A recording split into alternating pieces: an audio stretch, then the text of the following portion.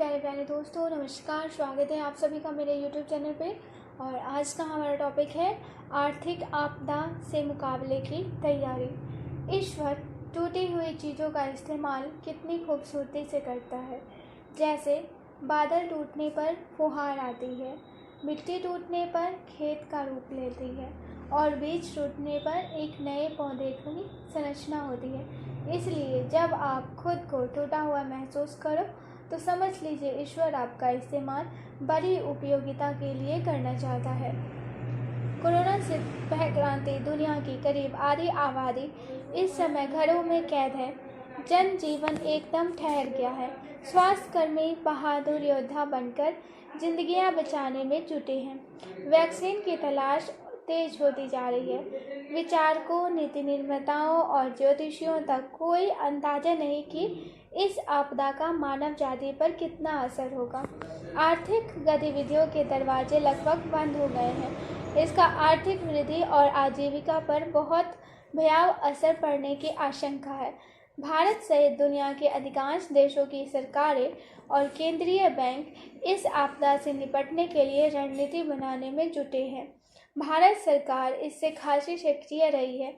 Lockdown के दूसरे दौर की घोषणा के साथ 20 अप्रैल के बाद कुछ कारोबारी गतिविधियां शुरू करने की तैयारी हो रही है।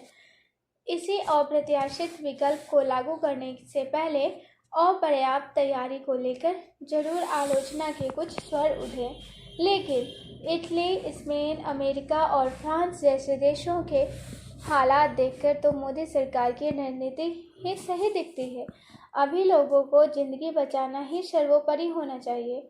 देश के कमजोर स्वास्थ्य ढांचे के बावजूद इस संकट से निपटने में केंद्र और राज्य सरकारों के अभी तक के प्रयास प्रशंसनीय रहे हैं। हालांकि लड़ाई अभी जारी है, लेकिन स्वास्थ्य कर्मियों की प्रतिबद्धता, प्रशासन की तत्परता और नागरिकों के सहयोग के दम पर हम इस महामारी को कम से कम नुकसान के साथ मात दे सकते हैं।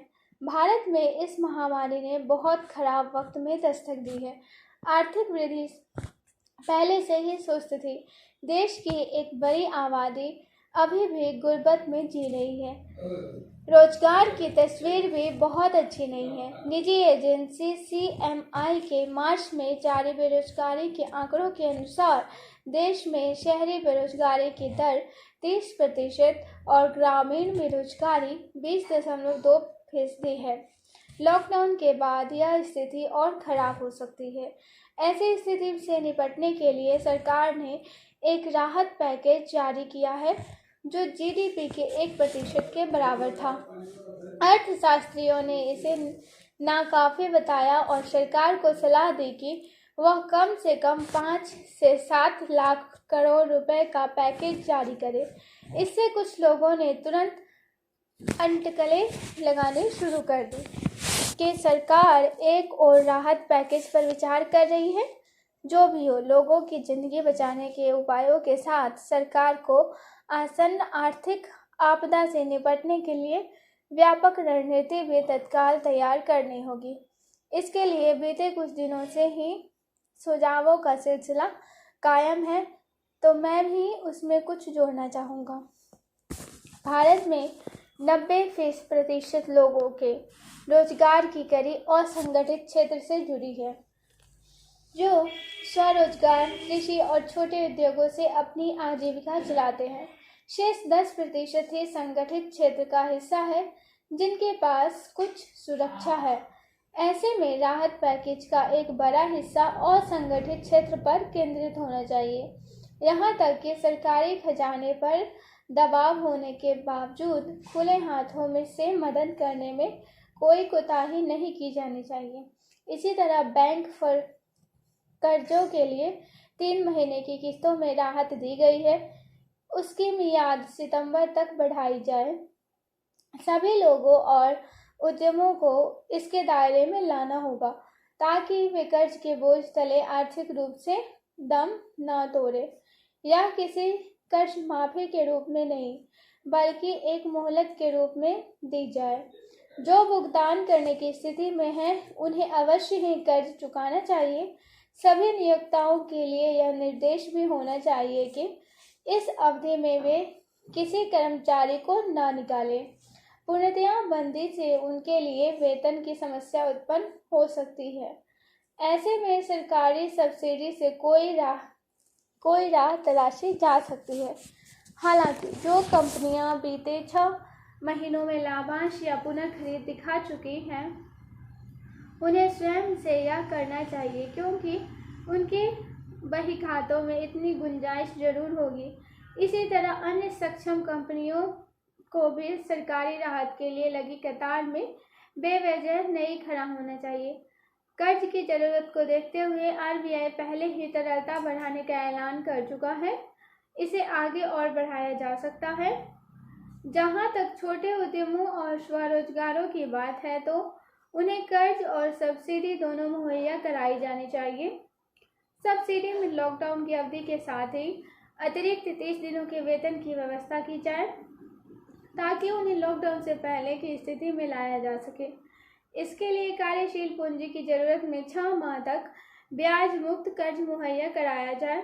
साथ ही कच्चे माल की खरीद और 3 महीने के सामान्य कारोबार के बराबर भुगतान की व्यवस्था भी की जाए। इसी तरह स्वरोजगार में लगे और अन्य लोगों के लिए 3 माह की कमाई के बराबर सब्सिडी और 6 महीने के लिए 50,000 रुपये तक का ब्याज मुक्त कर्ज दिया जाए। वेतन ब्यौरा और जीएसटी नंबर जैसे पैमाने को इसकी अर्हता बनाया जा सकता है। स्वरोजगार के मामले में शपथ पत्र ही पर्याप्त होना चाहिए। छोटे उद्यमों के लिए बैंक और एनबीएफसी के माध्यम से संगठित तरीके से सब्सिडी और वित्त की व्यवस्था की जाए। वहीं स्वरोजगार में लगे लोगों के खातों में सीधे रकम भेजी जा सकती है। ऐसे सब्सिडी की व्यवस्था के साथ ही कर्ज के लिए गारंटी खुद सरकार को देनी चाहिए। हालांकि ऐसा अमूमन होता नहीं है, लेकिन किसी आपात स्थिति में अपवाद स्वरूप रिजर्व बैंक चाहे तो नई मुद्रा जारी कर सकता है। इसमें सुनिश्चित करना होगा कि ब्याज दरें असमान का रुख न करने लगे। जरूरतमंद बैंकों, एनबीएफसी और अन्य वित्तीय संस्थाओं के लिए भी सरकार को वित्तीय व्यवस्था करनी होगी, ताकि यह तंत्र सुगमता से काम करता रहे। चूँकि इस कदमों से आपूर्ति बेहतर होगी, तो मुद्रास्फीति बढ़ने की आशंका कम रहेगी।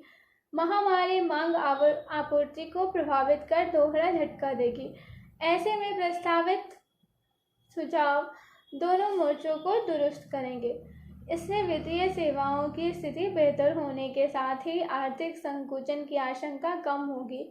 हालांकि कुछ नुकसान भी उठाना पड़ सकता है, लेकिन 3 महीनों में आर्थिक मोर्चे पर हालात सुधारने की यह बहुत मामूली कीमत होगी। तो आज के लिए बस इतना ही। आशा करती हूँ आपको ये टॉपिक बहुत पसंद आया होगा। नमस्कार।